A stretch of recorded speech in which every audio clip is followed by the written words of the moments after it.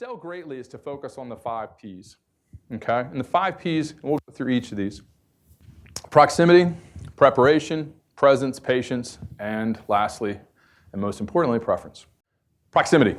Everything that I believe in how sales and marketing works is based on how relationships form between human beings. The number one predictive variable for the formation of a relationship with two people at some point in the future is proximity. Because those relationships will throw off sales for you down the line. Second P is preparation.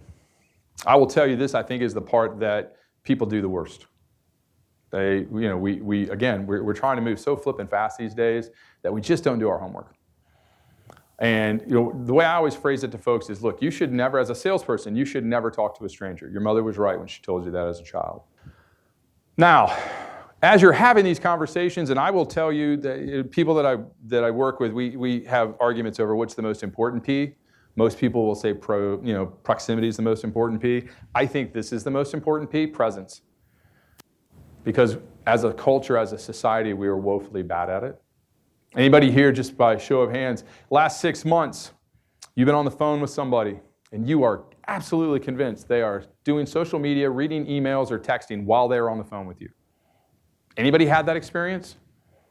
Everybody's had that experience, right? Last 2 P's, and then we'll move and let you guys go on to the next thing today. Patience. Patience is not usually something or a virtue that salespeople have.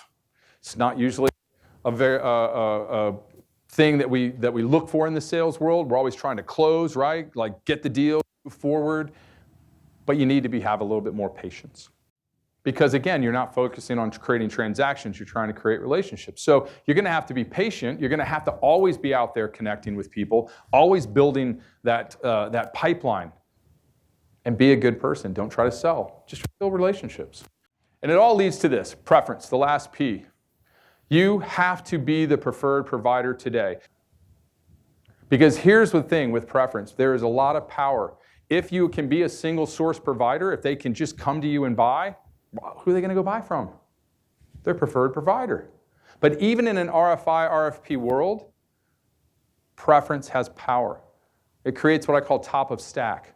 Meaning, when they sit the RFI responses down in front of the buying committee, yours is at the top of the stack.